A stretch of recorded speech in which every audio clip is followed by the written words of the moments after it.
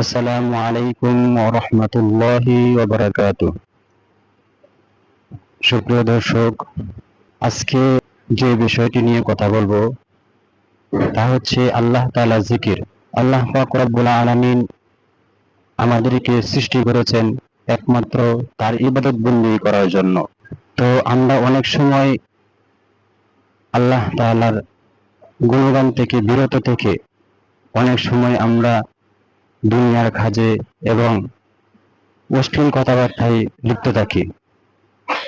এই সমস্ত কাজ থেকে আমরা কিভাবে নিজেকে রক্ষা করতে পারি, কিভাবে আমাদের অন্তরকে শূন্য থেকে পরিপূর্ণ করতে পারি, এ বিষয়ে আল্লাহ পাক রব্বুল আলামিন কোরআন কারীমের মাঝে বলেন, ইয়া আইয়ুহাল্লাযীনা আমানু যিকুরুল্লাহা যিকরান কাসীরা।